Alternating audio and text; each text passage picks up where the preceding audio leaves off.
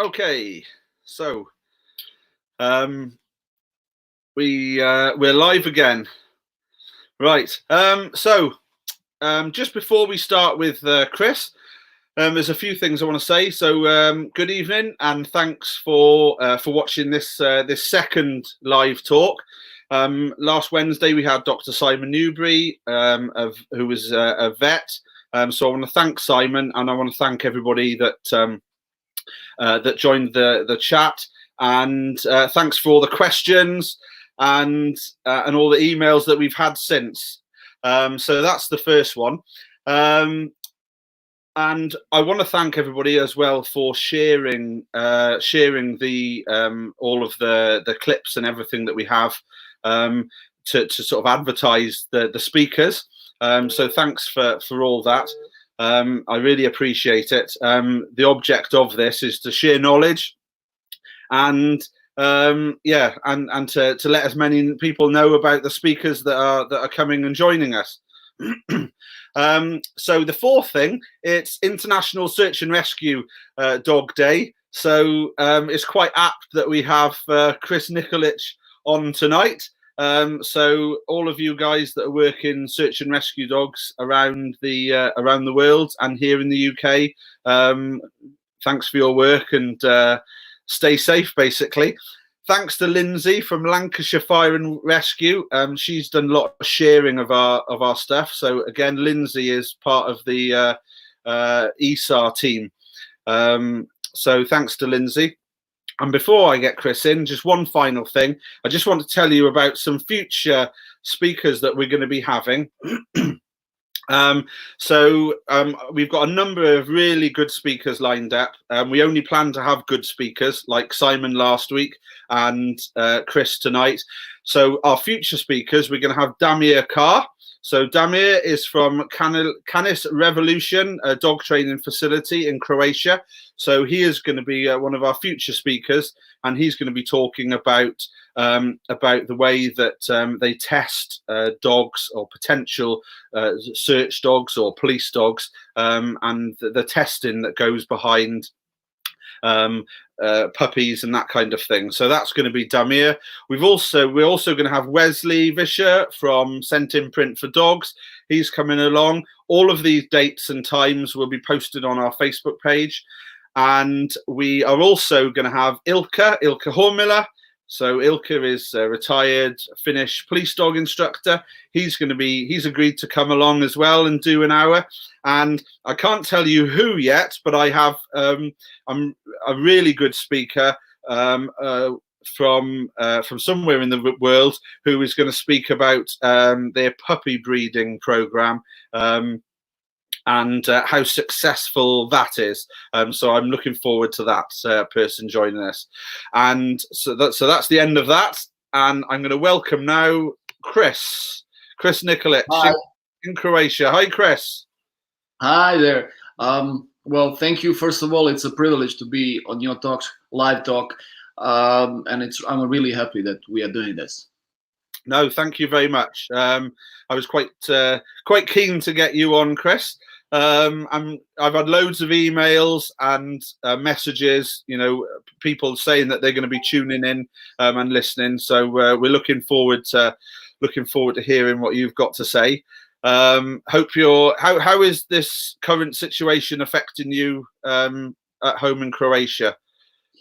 Well, we are actually, because I live in an outback and country where there's nobody around, I'm isolated as I am.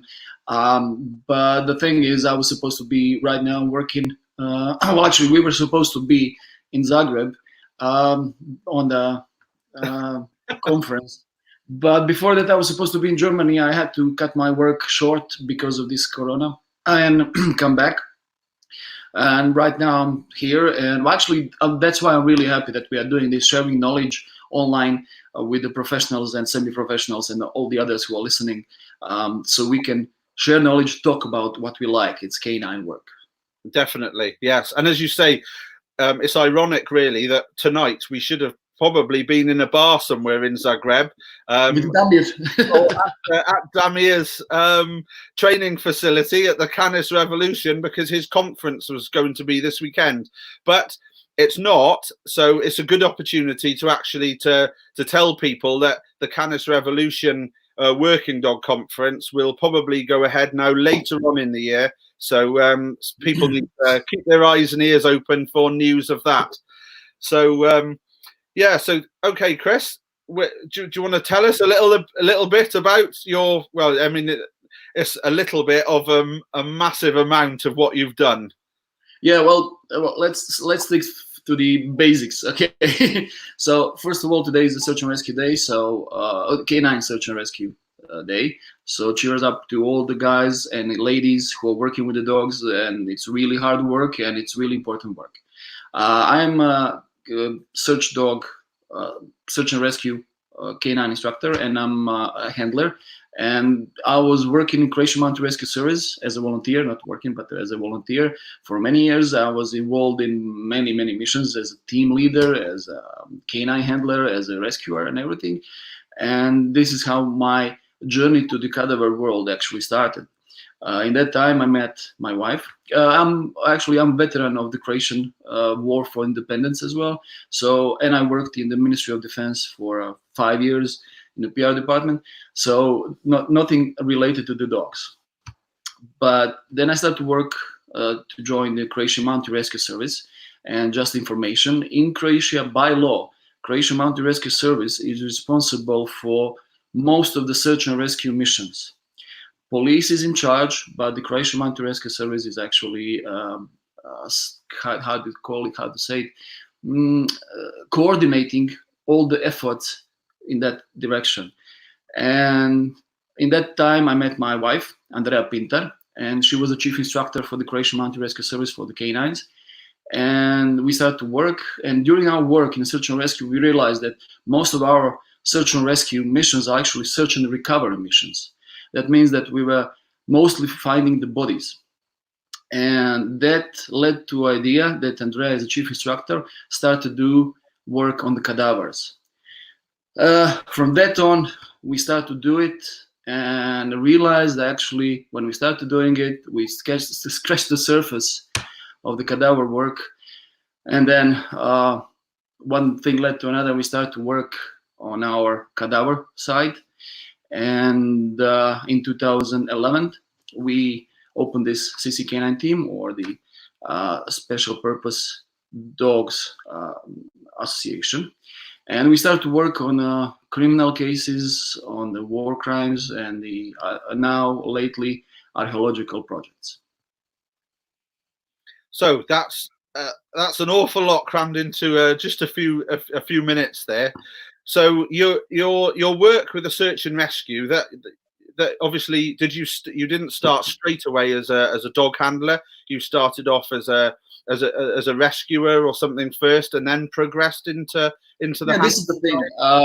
After the war in Croatia, I started to do with the dogs because it was a part of therapy. You know, when you have a traumatic experiences in the war, you need something to come back to real life. So dogs were one way to do so, because it was a great companion to the walks in the woods, which will calm you down and everything. So when I went to the mountain rescue, I didn't went there with the idea to be a canine handler.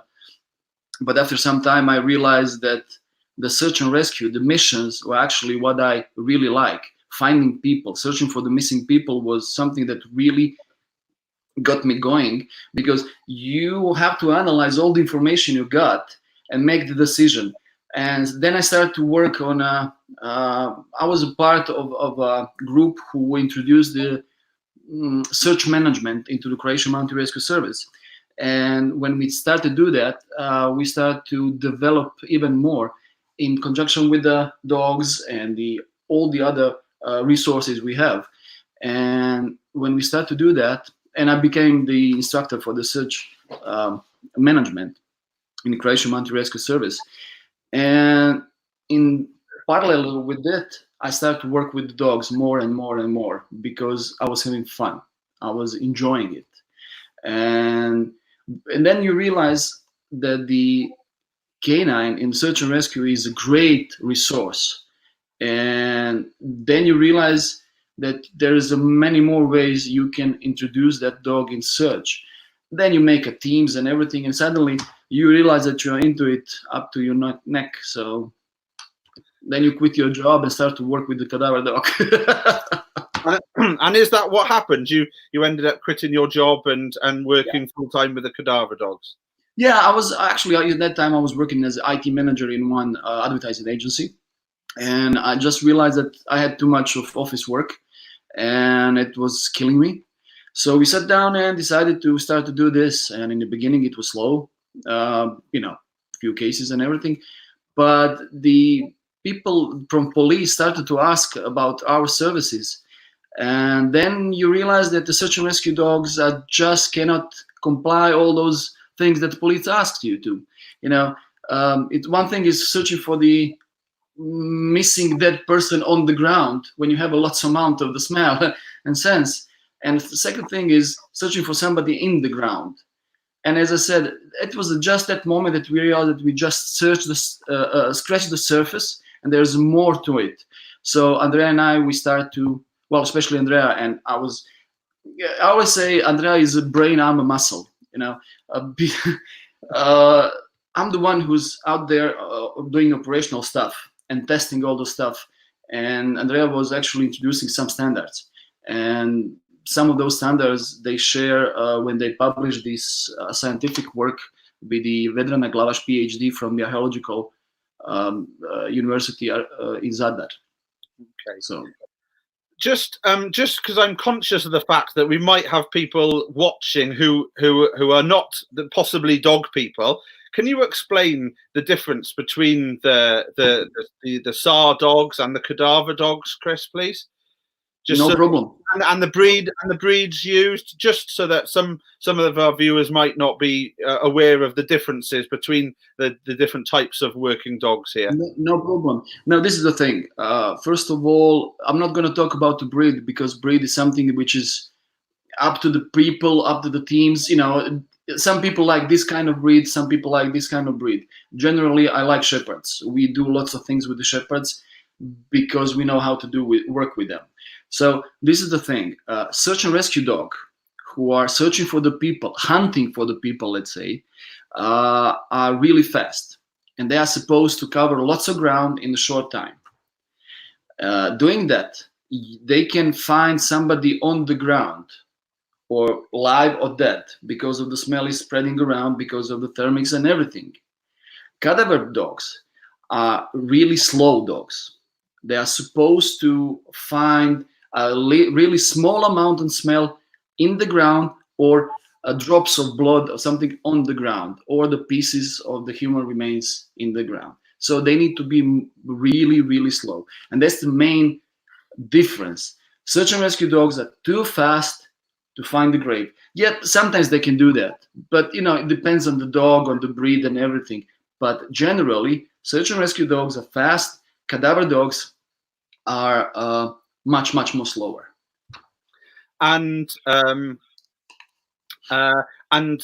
forgot what I was going to say there now. Okay, so what are the majority of the breeds used for SAR dogs then in Croatia, for example? Are they shepherds and Mallees? Mallees, shepherds, border collies, Labradors, some hunting breeds. We prefer, for the search and rescue, I prefer the Belgian Malinois. Okay. Because I like them. Yes. So, but obviously the training involved for a SAR dog is going to be a lot different to the cadaver dogs. Well, absolutely. First of all, when you're working with the cadaver dogs, you definitely need dogs with a prey drive. You don't want a food drive. Food drive, really simple. You don't want evidence to disappear. Okay, if you have a dog who has a food drive, they like to eat. You never know what's going to happen. When you have a prey drive dogs, they're expecting their rewards. So in the training, this is the biggest difference. Secondly, dogs like cadaver dogs are taught to put the nose down and try to do it slowly. They have to be focused. They have to make decision on their own, and they have to be really calm. Okay, focus maximally, and they are not like they can work like it's any detection dogs, like up to half an hour in one row. Okay, on the other side, search and rescue dog, they can work for hours. Yeah, so these are the differences. And in our work, we use clicker training or operant conditioning because the cadaver cannot give you the reward, so you have to make it differently. And these are the major differences between search and rescue and cadaver dogs. Not to go into details too much. Yeah.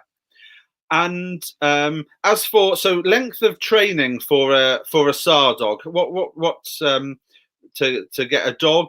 Well, actually, before we do that, before I ask that question, Chris, what about your selection of dogs? What's the process that you go through to select a dog for your work now? First of all, usually we go to the we call them sniffer breeds, the sniffer lines of the breed. Okay, if you're talking about the Malinois, or like now we have few German Shepherds, we are selecting those working German Shepherds. That means smaller, they're not so big and healthier. And we like the fact that they put automatically nose down, like tracking dogs and stuff like that. With the Mallis, we also ask for this in the dog. First of all, to have a prey drive, and secondly, to have ability to put the nose down, to be more calm. We don't need explosive dogs. It's not attack dog or something like that. Usually we pick the dog really early, like 2 or 3 months top, and take it with us, because the training starts, as you do with your dogs, with transport. You get the dog to know the surfaces, to transport different type of people, socialization, and the rest of it. Then we move on to imprints, and after that, with the Mallis, usually when they finished with puberty, you have a dog who can now be put in a situation to work under pressure, and you build this pressure up to 2 or 3 years old, when they are in the finished and ready to work like really machines. Okay, so we have a few questions coming in, Chris. So we have a question here from Valerie Barber. Can the cadaver dogs differentiate between human and animal remains? Okay, first of all, yes, they have to. This is a thing. When we do things with our dogs, and you have a situation that you're working, like we did in a few cases where there's lots of animal cadavers, and you need to find a human cadaver, you have to have a dog who will differentiate between the human and animal cadaver. Chemically speaking, we are speaking about chemistry, there are different smells. For us, maybe no, but for the dogs and for the chemist, it is. I mean, in UK, you have a few scientists, really good ones, who are like Lorna, PhD Lorna Irish, and she's really into it, and there are lots of scientific articles about that. So there's a difference between the human cadaver and animal cadaver. Now, if you are training the dog to recognize the both and alert on both, you might have a situation like we did from the war crimes in Croatia, where you have a mass grave in the ground, and above it there were lots of animal cadavers, like cow cadavers, the horse cadavers, and everything. And still, our dog have to work on it and differentiate between them. Or for example, if you have a house who's burned down, and you never know what's going to be inside, and we have a cadaver dog who goes in and tries to locate, the humans, and they were, in the back room, there was some pork or something like that. So the dog will alert on that as well. So our dogs know the difference between an animal and a human cadaver. I know there are some things that you can't talk about, and I totally understand that. With reference to what you just said there now about the animal carcasses on top of the human carcasses, was that done on purpose, Chris? Yes, It was done. yes, that was a modus operandi in some parts of Croatia during the war, and it's written down. It's not a big secret. It's known about it. Yeah. As I said, we work a lot on the cadaver cases, mass grave and war crimes in Croatia during the Croatian War for Independence and the Second World War. So you find lots of different things they are working, and they are people are really creative when it comes to hiding the crimes. So yeah. Unfortunately. Okay, I'm getting loads of. I knew this would happen. I'm getting loads of questions in here, Chris. So again, and I must remind people, there are some things that Chris cannot answer. So I do apologise. I don't want you to be upset with us now. Christina, for the cadaver dogs, Chris, what is the time limit to find a person? Let's say after 24 hours. Would it be possible for a canine to start to find a human? If we are talking about the search and rescue dogs, yes. It really depends. When we are talking about search and rescue dogs, we have the cases when we find the dementia person 5 days after disappearance during the autumn. So it was really cold and everything. Old person, dementia person, but it was found alive. On the other hand, if you are talking about bodies, they can be found after long time. Okay. I have a feeling this might be a question you can't answer. Where do you get the material for teaching your dogs? Well, this is the thing. This is the question you always get asked, and let's put it like this: it's an ethical question, it's a political question, and lots of other. The thing is, we are in Croatia. We are consultants for the Croatian Ministry of Croatian Veteran Affairs, and they have a agreement with the Ministry of Health, and Ethical Commission gave the permission for the ministry to use body parts, small body parts and everything for this kind of work. And whatever we do through Ministry of Croatian Veteran Affairs. That's it. And some other things I cannot disclose right now, but there are ways you can do that. For example, if you have a cadaver dog, it doesn't really matter if he's how he's done and everything. And if you work in the police, you can train your dog by the way that I don't know. A good training for the operational dog is you go to the crime scene after some time with a police dog and make a search there as a training for the dog. So that's about it.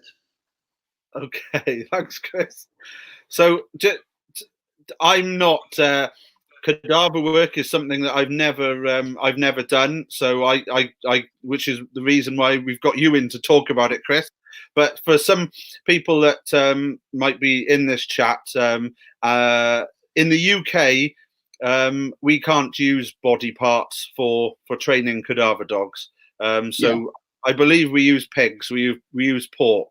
So yeah. So I just thought for some people, as I said, I know it's an ethical question. I think it has to be changed. My strong opinion is it has to be changed for the services. There is a legal way to obtain those kind of stuff. And I think because it's the work we do is a human work. All of those people, even the parts of people, deserve to be buried with respect. It doesn't really matter the color of the skin, the religion and everything. They need to be buried with respect. Therefore, I think this kind of work should be stick to the services, and those services should obtain through the medical ethical commission or whatever the permission to use the materials for the imprints of the dog. Okay, cool. Right, so we have a question now from last week's guest speaker, Simon Newbury, the vet. So, hi Simon. What maximum depth do you use for training for cadaver material on land and in water? Also, do you vent probe search area on land at all? Simon, thank you for this question. This is a great question. And this is the thing. When we start to work on our dogs, the depth is really, few centimeters. The thing is, in this kind of work, it's not just about the dog. And it's not about the depth or how old the grave is or something like that. There are lots of factors contributing to these kind of things. Because if you have a clay ground and you have a body 10 centimeters in the ground, in the summer, there's a really low chance that the dog will find it, okay? Because geomorphological structure of the clay is different than the geomorphological structure of, let's say, common ground in the woods, okay? So depending on the geomorphological structure of the ground and amount of the smell, we work on the different depths, okay? The deepest that our dogs found was 8 meters, but that was one big part of one big mine collapsed. So it was not really hard ground and you have lots of air pockets, so the smell could go out, okay? But as I said, when we're talking about the clay, there's no way you can find the dog will find the body, especially in the summer where it's really hard, like a concrete, underneath, I don't know, 10 centimeters. And yes, we do probe the ground we are searching. Anytime we can do that, we do probe it. I think I give you the link for the last archaeological site we did in Germany. And there's on this video, you'll see how we do probings meter by meter, so the dogs can go deeper with their noses. Yeah, so Chris has, you've given me some links, which I'm going to try and put up on here, Chris. So links, one of them I think is the diagram that Andrea did, is it? Yes, that's right. It's a great diagram Andrea and I did about what's happening with the body in the ground. The thing is, people do not understand that working with the cadaver dogs, it's not like working with the drug dogs or the explosive dogs. When the drug dog or explosive or money dogs like you have, or the cigarette dog, when they point in something, that's it. You have to understand that the body in the ground, when it starts to what's the word? Please help me. Decompose, yeah. When the body decomposed, it's actually mixed with the surrounding area, with the soil in the surrounding area. So you have CDIs, you have sand pools, really big ones. So that diagram, that sketch, what Andrea did, will actually explain to you what's happening. And so it would be nice to look at it, because it makes no sense for me to explain it right now, because it will take like 15 minutes about it. But the thing is, the soil around the body is contaminated with the cadaver, and that's what our dogs are actually looking for. And this is why I always say it's not about the dog, because dogs our dog has on the harness has a GPS, and every time when they work and they alert on something, we take a GPS point, collect all those data, put it on the computer, put it on a map, and make and see where are the hotspots, where the density of those points are the biggest. So these are the area we call the hotspots, which are more interested. I have to emphasize this. Our work is collecting data, okay, collecting evidence. Then we analyze those evidence, and give our opinion to the services who employed us. So again, dog goes, makes alert, goes again, makes a few alerts. We collect all the data in the afternoon. We come back, put everything on computer, put it on a GIS, put it on a map, on satellites, and see where is the density of alerts biggest. Then we decide. As I say, I have no previous experience with cadaver dogs, but when I've seen some of your work and Andrea's work, it's not just a case of being a dog handler or a dog trainer. It's very scientific as well. And some of the videos which people can watch on YouTube and Facebook or wherever, some of the kit that you take out, I mean, you've mentioned GPS, you use drones, and you do these amazing, like, colourful maps, don't you, from the drone? 3D maps, yeah. We use 3D maps for that, because this is the best way to analyze. For example, when we're working with the Ministry of Veteran Affairs in war crimes, we are just one of the tools to find the graves. So they use georadars, they use really military drones, I mean, really nice stuff. And we work with them. So we overlap all of the informations. And that way we are more certain on some stuff, where we're going to dig or where we're going to find the mass grave. Remind you, we are talking about the still missing from the Croatian War. We are still missing 1,892 persons. How many, Chris? Sorry? 1,892 persons. Really? Yeah. So, as I said, it's really important work. And collecting data, this is serious work. This is not, and it's absolutely, it's a teamwork. It cannot be done. In our team, we have a handlers, but we have a Vedrana Glavaš PhD for archaeologist who collects all the data, makes 3D elements, because we take in, we are thinking about the underground water, where the dog is alerting, because where the dog is alerting doesn't have to be the spot, because of the underground water, because of the geomorphological structure, because of the trees, of this and that. And we all collect that. And as I said, you can see it on the videos. That's why I post those videos, because I want people to understand it's not just about the dogs.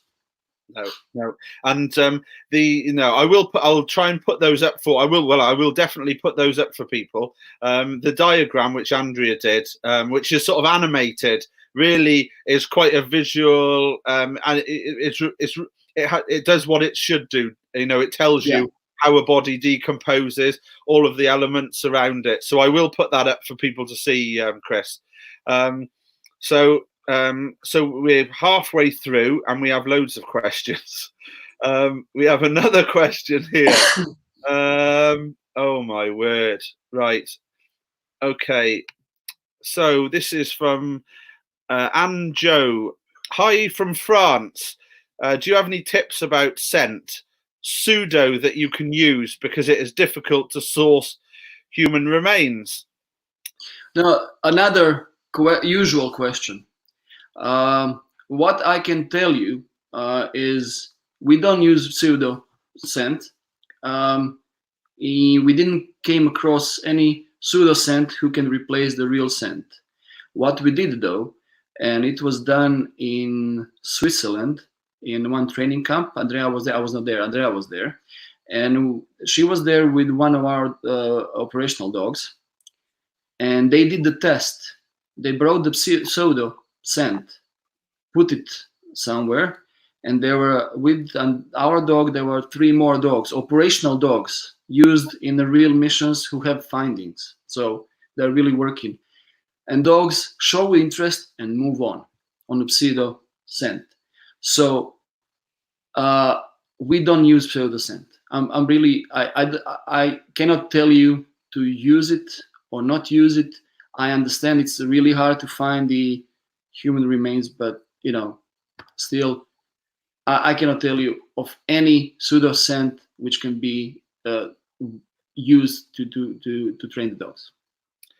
Yeah, that's going slightly off subject. That's another problem here, probably in lots of countries, but here in the UK, I'm very lucky. I hold explosive license, drugs license, a firearms license, so I can train on the real things. But a lot of people, again, here in the UK, they can't train because they don't have the licenses. So they naturally they have to turn to pseudo scent. So I hope that's answered that question. Okay, so we have a question here now. This is from Matt Jones. So Matt's from South Wales Fire and Rescue here in Wales, Chris, and Matt started the fire investigation dogs for South Wales Fire Service, and that's his question. Oh yeah, yeah. I see the question. Okay, dual dogs. Well, actually, I never did that. We never did that to train the dual dog with the cadaver and the fire accelerators. What we did for the search and rescue, we train 1 on our dogs. Is trained to find the alive and the dead bodies. I guess it can be done, but my question is really simple.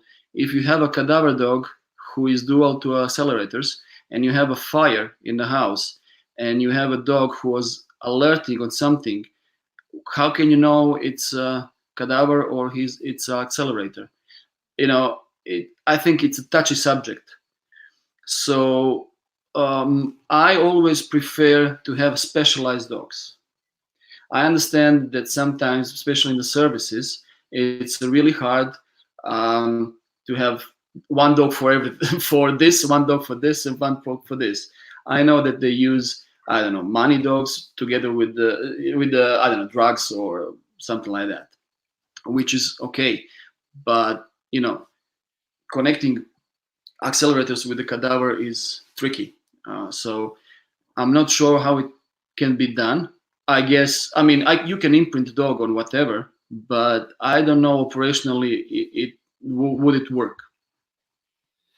And water search, water search. I just realized. Yeah, water search. Water search is really hard because you have to have a specific dog who can be really calm on the boat, who can be focused on the boat, despite everything happening on the boat, and still be focused on the scent. So, yeah, it's hard. Okay, thanks for that, Matt. Okay, so Nadia, I'm not sure what Nadia means here. Are you planning to organise some HRD stage with dogs? Perhaps, Nadia, can you try and rephrase that and come back and we'll answer that again, Chris? Yeah, no problem. I don't know what. Okay, so this is from YouTube. Do the dogs detect different levels of decomposition in the cadavers? Well, levels. Okay, when we do imprint on different levels of the cadaver, because doing imprints, and I have a list, and I have to emphasize here, we have our own system working, done by Andrea Pintar. She used a different kind of systematization in imprint. So when we are doing imprint on blood, dry, fresh, and rotten. We are doing imprint on bone, wet and dry. That's just for the archaeological dogs. Muscle, fresh, rotten, and mummified. Internal organs, rotten internal organs. Decomposition fluids, fat with skin tissue, adiposer, and contaminated soil. And of course, on the end, burnt tissue. Dogs can not tell you what part of decomposition is that. So when we have an imprint on this, they will react on any kind of decomposition of the human cadaver. Okay, brilliant. Thanks for that. Okay, so here we go. So we have another question. How long does it take to train a cadaver dog, and how long for a SAR dog with your training style, Chris? It's quite simple. If you have as I said, we start to train depending on the breed. Some breeds get, late. They grew up late. But let's say that After 18 months, you have a dog who can be, as I said, after you did the imprint and everything, who can be put in the situation to work in the real cases, and you raise the pressure. So I said, in our opinion, around 3 years, when the dogs are 3 years old, they can mentally, they can sustain all this kind of work. With the search and rescue dog, if you have a search and rescue dog who's operational, you just need to do the imprint on cadaver, do few exercises and everything, and it would be really fast. I think within a half a year you could do beautiful things with him. If it's operational dog who knows how to behave, had all socializations, blah blah blah, and rest of it. Okay. With a newly trained, so you've trained, say now you've trained a cadaver dog, Chris, and you're the dog is going to be going operational for the first time. Would you ever? This is something that I do with my dogs, because every new dog, when it becomes operational, has to have a first find, doesn't it? So I will, when I'm happy that I've trained a dog and it's fit for operational use, I will start using it. But what I do then is, after every search, I will search with a proven dog. Is that something that you would do with a cadaver dog? Yes, absolutely, absolutely. Not only that, first of all, you have to understand, when we're working on the cadaver dogs, I always, to make sure that this is the find or alert, I always make sure that I have at least 2 dogs alerting on the similar spot. Okay? Because if not, that can be something different. For example, the biggest example of that is this. We are searching on the field when the peasants are working, okay? And my dog is alerting. I'm looking for the grave, okay? And my dog is alerting. And I send another dog who doesn't have an imprint on blood, okay? And that dog is not responding to this. Then I know that it's probably somebody's blood on the surface while he was working in the field. Okay, so, but to answer your question, yes, absolutely. I always send an experienced dog after this, and vice versa. When I have a finding with a really experienced dog and I have a confirmation with the other experienced dog, I always send an unexperienced dog into the field and give him more time, because now it's not a double blind. Now I know where it is. So I give him more time to work and to confirm him on the real finding. Yeah, and that's good. You can't get better training than a real find. Absolutely. Yeah. Yeah. And how many dogs, just out of curiosity, how many dogs have you got at the moment, Chris? With me four. One is with Andrea, but with me is 4 operational dogs. Okay. So there's another question here now from Kirsten. I have a feeling that we've answered some of it, but not all of it on previous questions. How long does it take to train the dog? So we've answered that. Do you take them from pups, or might you take a suitable? Oh, have you ever taken dogs from a rescue or unwanted pets? Have you ever sourced your dogs like that, Chris? No, I did not. But I know that people in search and rescue did. For me, it's tricky to do so because of the work I do. It's tricky to take the dog and then realize what happened with him, what's going on with him and everything. When you're taking the real breeds, you know what you're going to get and what you can do with them. But I know that the people in search and rescue did that, and that's a great thing to do. I mean, absolutely. So, and we take him from pups because I don't want that dog to have some bad memories or bad pictures. I want to know what's happening with that dog from the beginning. Okay, so usually we take him as a pups, then we put them into the training program, starting with driving around, transporters, all the different kind of transports and everything. Okay, and at what age do you retire your dogs, Chris? But really depends. The last one, the late Satwe, was actually retired with 11 years because this is not as physically demanding as the search and rescue dogs, because most of the time you work with the dog on the leash, short or long leash, or in the near proximity of you. So They work for 15 minutes, up to 15 minutes, for example. Then you put them to rest. Then you take another dog. So this kind of work dog can do for some time because there's not big pressure, of course. Obviously, with your type of work, you need more than one dog as well, don't you? For the type of work when you're looking for graves, mass graves. Absolutely. You need multiple dogs to keep a consistent search throughout a day, aren't you? Absolutely, yes. Because what we do is we have multiple dogs, and sometimes they work all day. Like archaeological site, for example, we did in Germany the last 2 months ago, in February. It was, you go there and you start to check the field like they do with the mine dogs, and you're checking fields.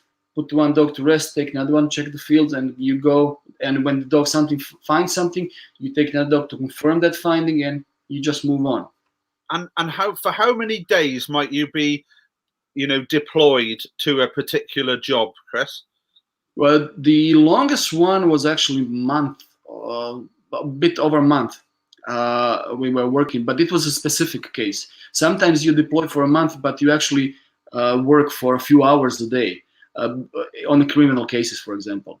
When you have a disasters, then you work all day. And of course, when you have archaeological site, then you work all day, because the cadaver work depends on the weather as well.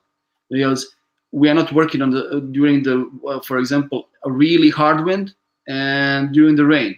Not because we cannot or we don't like it. I mean, I don't like the rain, but it's not a big deal. Thing is, when you have a rain, the density of the drop of the rain is higher, bigger than the smell which comes from the ground. So the drop will pick up the smell and put it down on the ground, and there's no smell at all. Okay. So the probability that the dog will find the smell drops dramatically down. So that is why we don't work during the rain, or the really hard wind, because there's not lots of smell coming out of the ground when you're looking for the grave, a few hundred years old, and you don't need a really hard wind because it disperses the smell around. Yeah. Okay, so that's that question. So we have another question here from Mirko. In real research, how important is the food for the dog and the quantity to give for optimal performance? Well, I think it's a question for Simon, not for me, but it really depends. It really depends. Simon said last time, and I absolutely agree with it. This is the thing.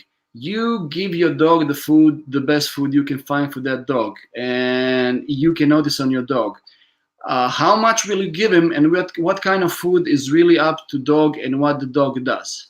And for example, sometimes when we're working really hard, I tend to feed my dog 3 or 4 times a day with a small amount during the whole day.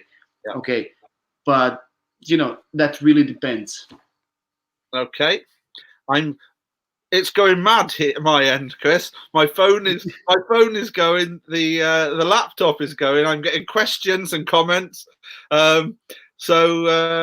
Okay, here we have a question from Ross Taylor. Hi, Chris. Interesting stuff. In terms of buried hides, what depth would you generally train your dogs to detect that? Well, this is the thing. We are working on the cold cases, and we are working on mass graves when we're working here. So in these kind of situations, that the depth are up to, if we are talking about the mass graves from the Croatian War, they are up to 4 meters. And when we're talking the usual, it's up to 1.5 meters, right? And these are the depth you actually have to train on.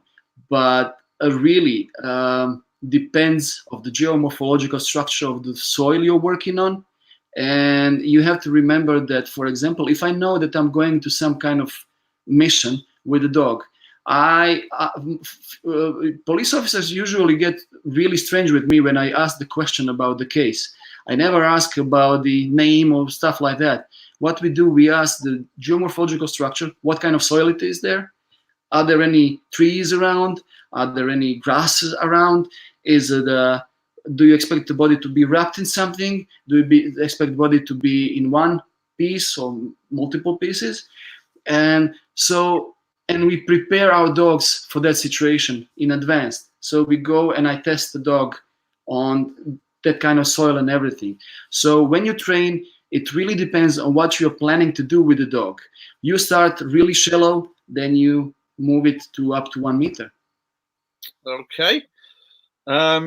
Okay. So here we are. We have I shan't try and pronounce her name. She knows who I'm talking about. So this is Lindsay, from Lancashire Fire and Rescue Service. So Lindsay's part of a search and rescue team, Chris. If you have a limited option to only use pseudo or pig, which would be the preferable option? Oh, this is the hard one. Let's put it this way, okay? I live in the country where the pig meat is eaten a lot. And I can find those kind of stuff all over the place. I don't want my dog to look for the pig meat, the pork. And if I'm left with a pseudo or pig, I'll go to pseudo. But as I said, it's a really tricky one. Now, what kind of pseudo, who made it, those are the now stuff we can discuss. But I want my dog not to find the animal cadaver. Pig or the pork is animal cadaver if you're looking for it. So I would go for the pseudo. Lindsay's asked a very controversial question there, Chris. That was very naughty of her. Okay. So the answer to that, I think, answers this question. Pseudo scent, is it good or bad? Listen, again, I understand the problems and everything, but if you have a chance, if you have any kind of chance to train on any kind of human, do it. Okay.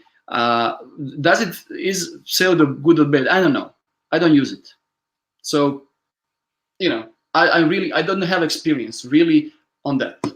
And yeah, it's exactly the same question that people ask here in the UK about pseudo explosives or real explosives, pseudo drugs. It's very for me to put my 2 pence worth in, I would always train. If you want to find the real target odor, you need to train on the real stuff, don't you? That's my own opinion. Listen, I'm imprinting my dogs to find what I want them to find. If I'm imprinting my dogs on the cadaver, the animal cadaver, they will look for the animal cadaver. Okay, that's it.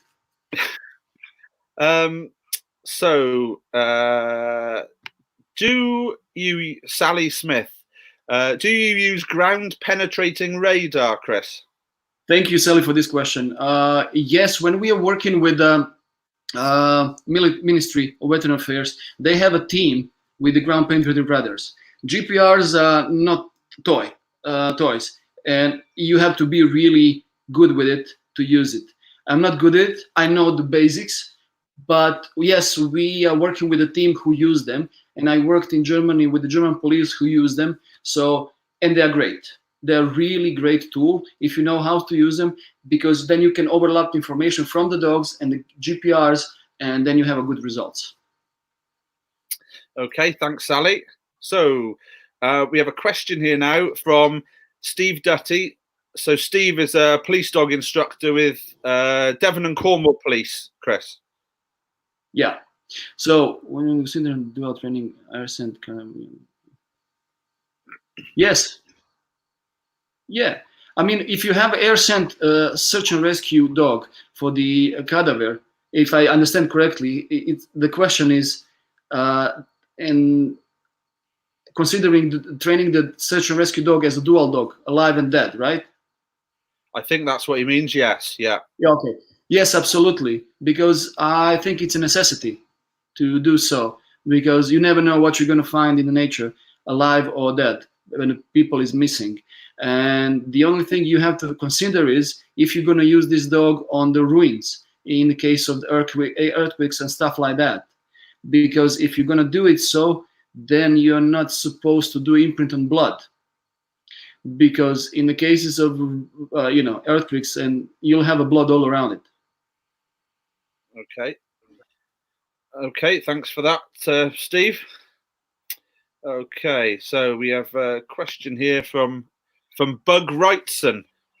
Typically, how long post-mortem would you expect an ear-scenting SAR dog to still detect humans?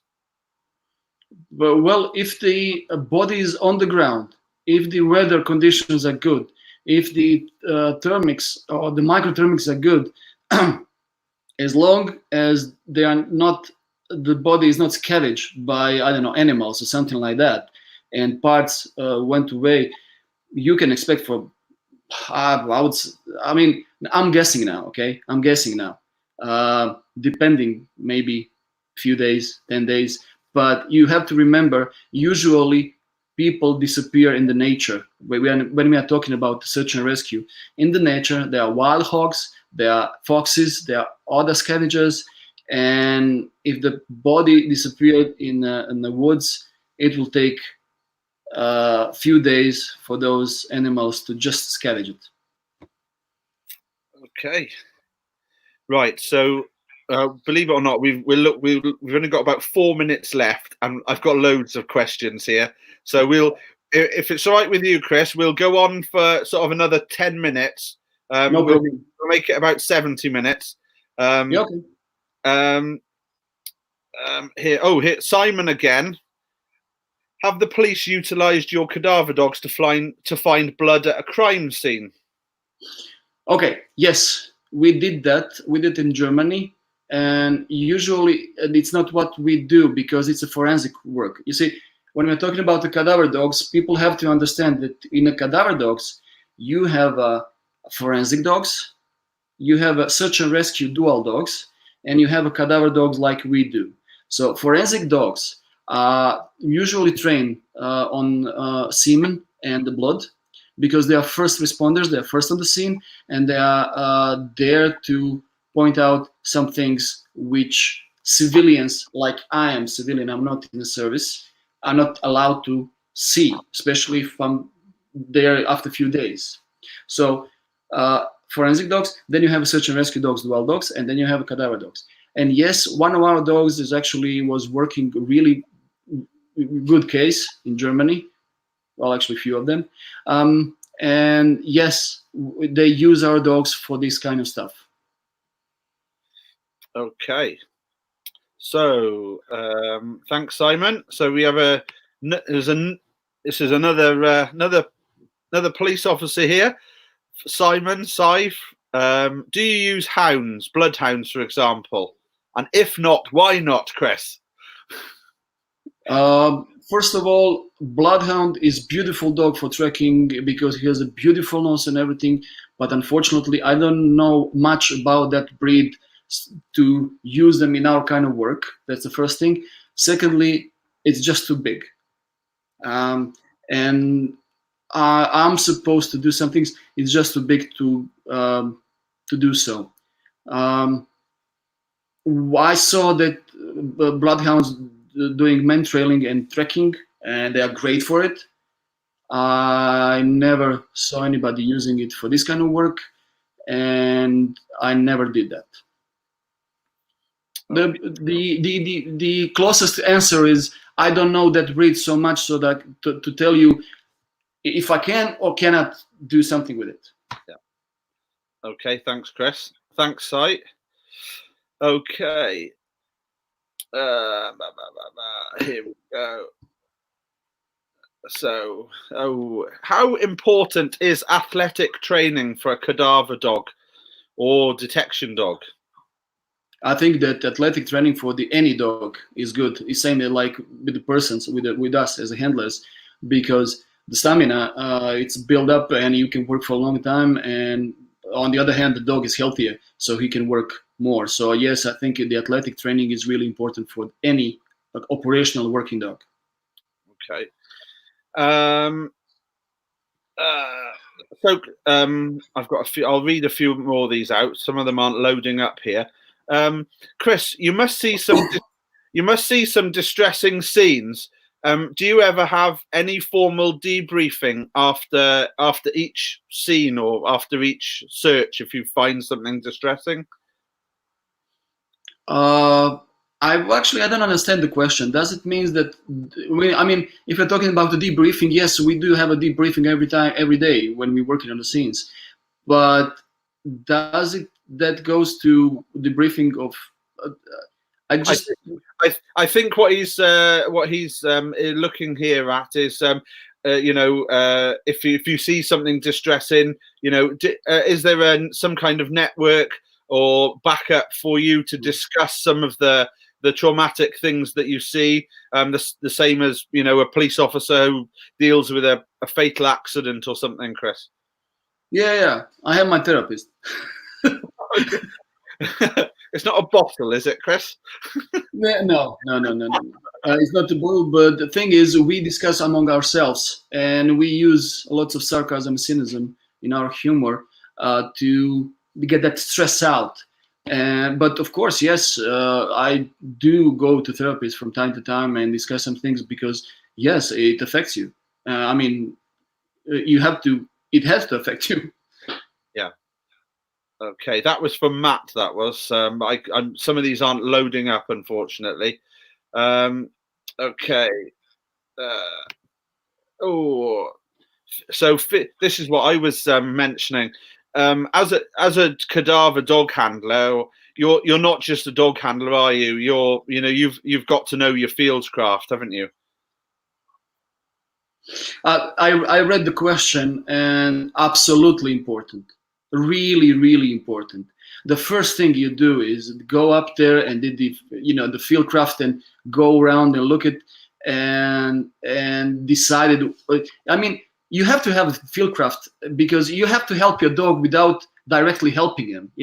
But what you can do is minimize the search area to do something with the dog and start on the other side. When you go into the woods and see the grass is different on this side than the rest of the woods, what you're going to do, you're going to check that first, because to make easy on your dog, of course. Absolutely. Simon, really important is a field craft. Yes, absolutely. Not only that, for the handler of the cadaver dog, you have to know basics about the microthermics, about the meteorology and stuff like that. You have to find your way around and be aware of your surrounding all the time. Okay, thanks, Simon. Okay, so I can't pronounce this person's name. They're coming through on YouTube.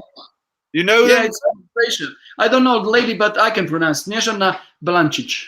Okay, better than I can pronounce it.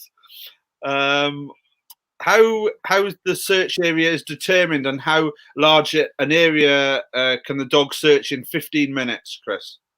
Okay, so the determination of the area is done by the persons who are actually asking me to work for them, like police inspectors and stuff like that.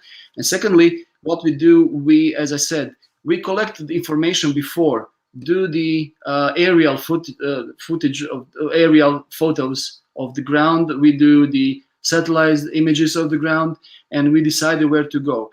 50 minutes in one row depends, really. Sometimes it can cover 50 by 50, and sometimes can cover just a few meters, depending on the soil, depending on the situation.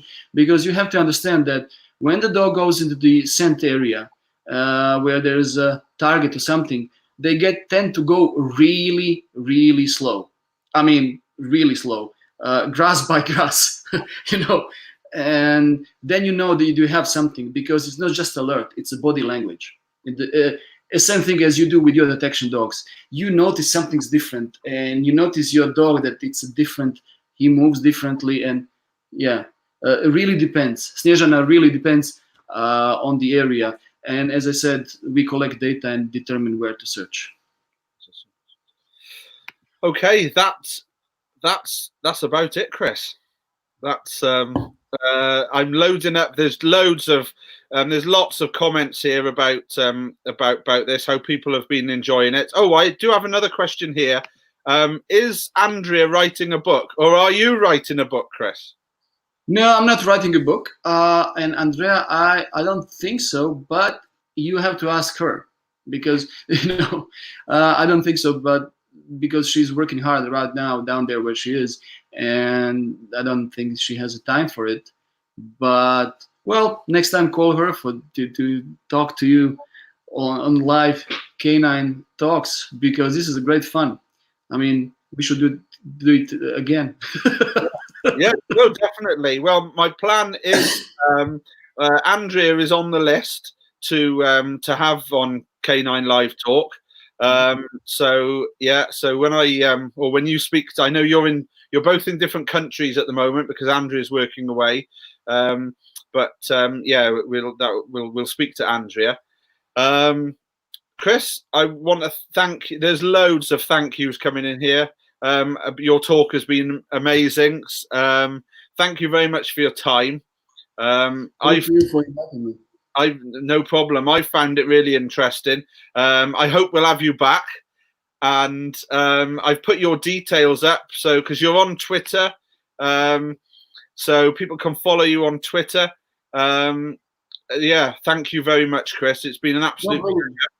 Just first of all, I have to apologize for the English-speaking people. My English is not my mother tongue, so if there are any mistakes, I'm really sorry, but I give my best.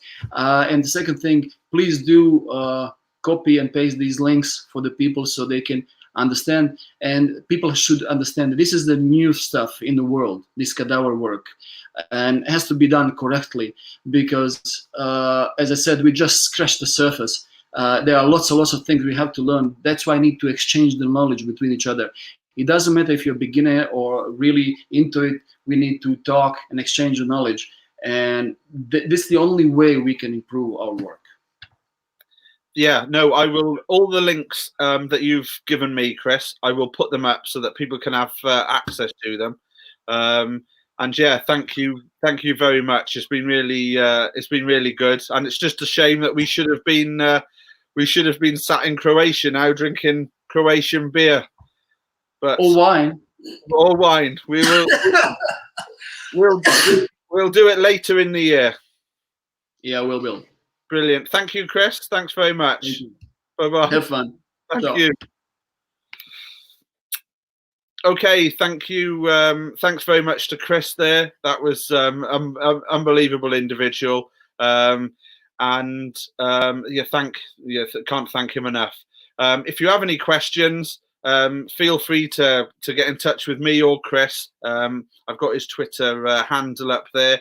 As you can see, he's a very approachable person, wealth of knowledge, and yeah, thank you for watching. As I say, watch this space for some of our next speakers. So we've got Damir Kar, who will be speaking from Canis Revolution Dog Training in Croatia. We've got Wesley Vischer from Sent Imprint for Dogs. We've also got Ilka. So Ilka's been on here tonight watching Chris, Ilka Hormiller. And I've got more speakers lined up as well. So if you take a look at our Facebook page and our Twitter and YouTube, and that'll keep you updated with who's coming. Thank you very much, and see you next week. Thank you. Bye-bye.